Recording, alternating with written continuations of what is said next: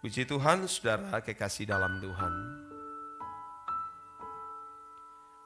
Setelah belajar banyak kebenaran firman Tuhan yang menjadi landasan atau dasar seseorang dalam bergaul dengan Allah, maka sudah saatnya seseorang untuk berani mencari Tuhan dengan menyisihkan waktu sebanyak mungkin agar dapat bertemu dengan Tuhan setiap hari. Ini sangat penting, saudara. Tidak cukup saudara dengan menguasai kebenaran firman Tuhan yang tertulis dalam Alkitab maupun yang ada di literatur, tetapi saudaraku, perjumpaan dengan Tuhan, perburuan dengan Tuhan, saudara, itu sangat penting. Tidak boleh sampai berat sebelah, saudara. Kalau tidak memiliki perjumpaan dengan Tuhan setiap hari, di mana kita harus memiliki pertemuan dengan Tuhan, maka saudara, kita akan mengalami kemiskinan. Miskin kita, saudara. Kemiskinan bergaul, bukan miskin jasmani, materi, tapi kemiskinan bergaul dengan Allah. Nanti akan muncul farisi-farisi modern.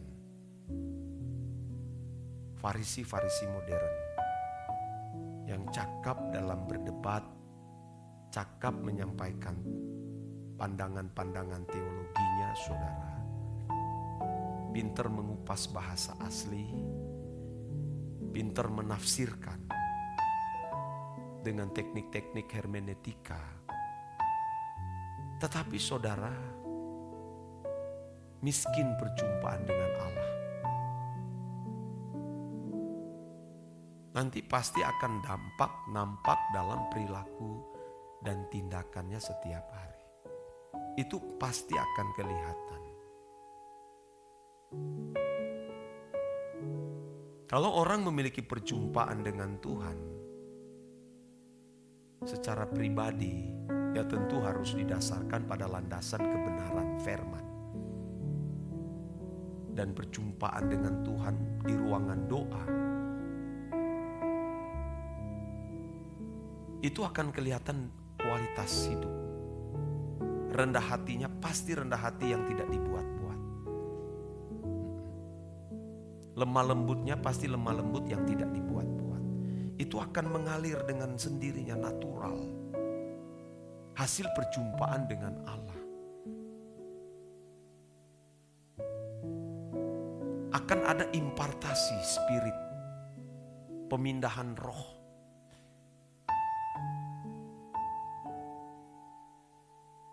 Paulus mengatakan kalau seseorang bergaul, mengikatkan diri dengan perempuan cabul, menjadi satu roh dengan perempuan cabul.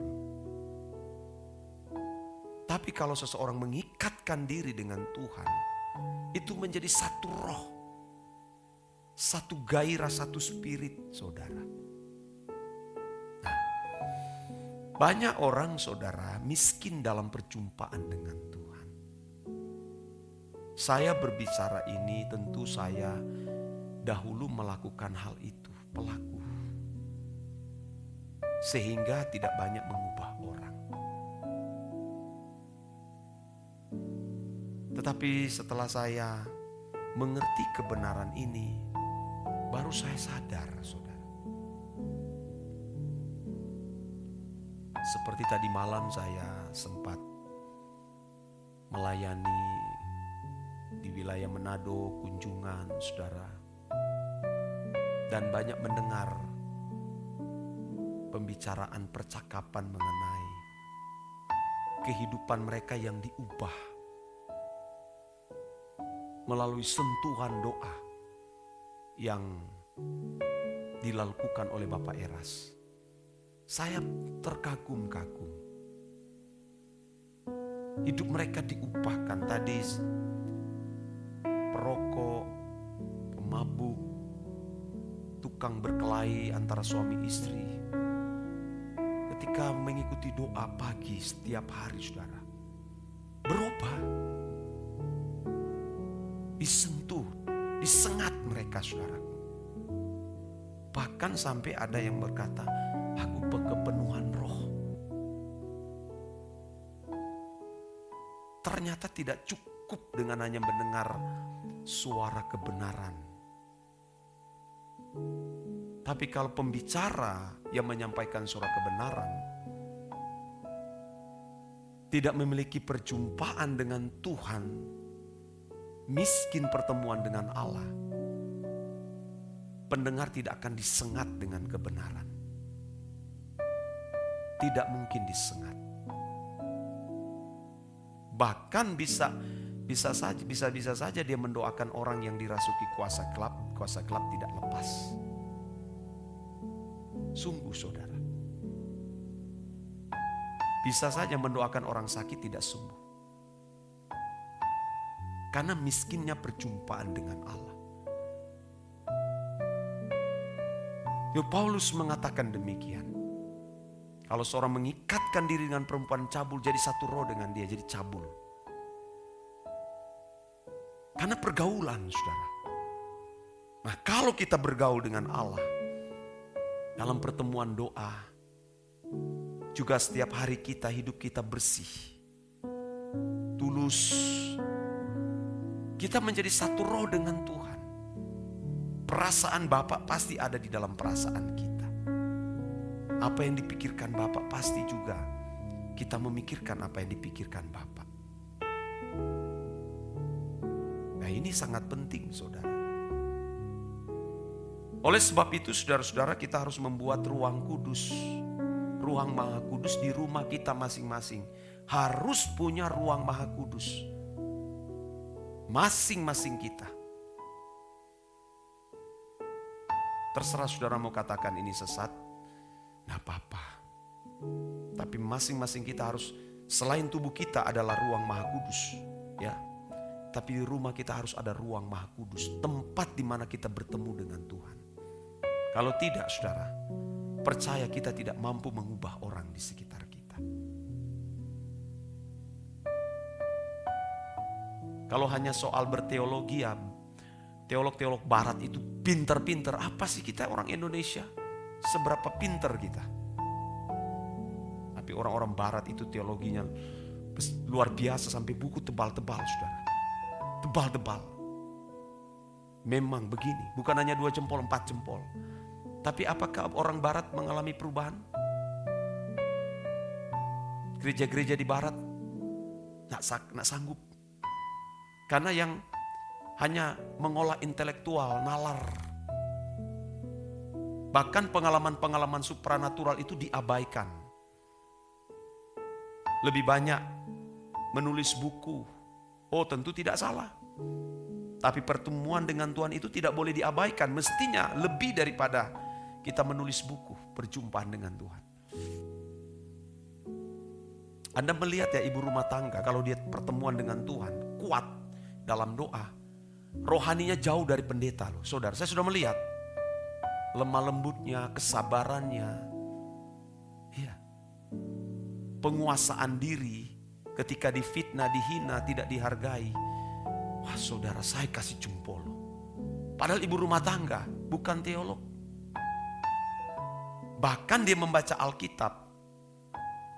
Dan dia mengatakan sampai huruf-huruf di dalam Alkitab itu bergerak. Wow. Dan memang benar apa yang dikemukakan oleh Pak Eras.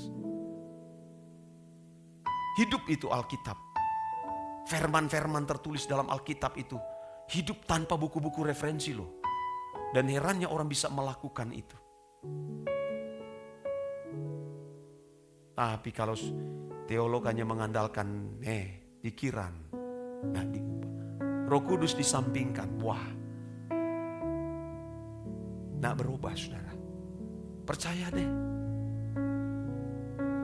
Saya bukan pendeta 1-2 tahun pelayanan, tahu.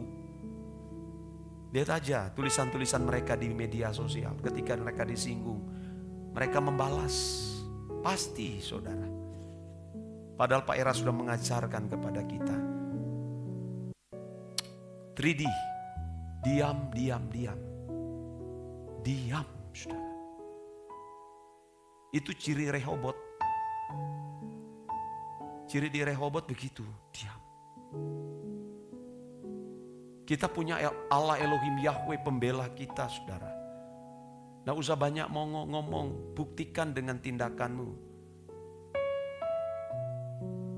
Saudara, kita urus urusan diri kita sendiri.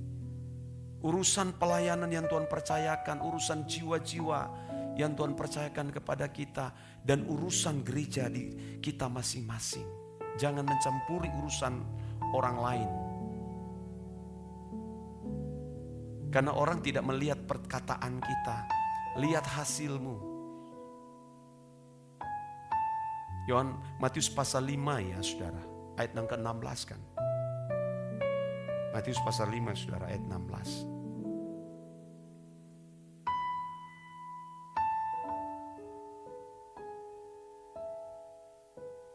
Demikianlah hendaknya terangmu bercahaya di depan orang, supaya mereka melihat perbuatanmu yang baik dan memuliakan Bapakmu yang di surga. Saudara, ini penting, sangat penting saudara. Jangan kita saudara berkuar-kuar bicara tentang kita lebih benar, tapi hasil pelayanan tidak ada. Jangan saudara. Buah pelayanan tidak ada, buah pertobatan tidak ada. Orang melihat hidup kita, bukan mendengar perkataan yang jago bicara tentang teologi ya, tapi miskin perjumpaan dengan Tuhan. Saya bicara ini bukan hanya untuk saudara sendiri, buat diri saya sendiri juga saudara. Orang melihat hasil, saya melatih itu. Dari saya bangun tidur saudara, dari sejak saya bangun tidur, apa yang saya perhatikan? Tempat tidur saya. John Maxwell. Kalau kita mau menjadi pemimpin besar, dimulai dari perkara kecil. Dimulai perkara kecil apa? Bangun pagi langsung rapikan tempat tidur, melipat blanket, atur rapi. Dan saya melakukan itu saudara. Sejak saya bangun tempat tidur, saya rapikan. Dari perkara kecil itu Tuhan pakai saya menjadi seorang pemimpin. Dan saya praktek itu. Kalau dari perkara kecil saja saudara tidak bisa lakukan, tidak akan mungkin. Di rumah saja berantakan, tidak akan pernah mungkin dipakai Tuhan lebih. Jangan anggap ini kecil atau remeh. Ya saudara-saudara kasih dalam Tuhan, ini menjadi pesan Tuhan bagi kita. Ciptakan ruang Maha Kudus di rumah kita masing-masing. Dan jadi milikilah waktu, sediakan waktu bertemu Tuhan di ruang Maha Kudus. Ya saudara. Amin.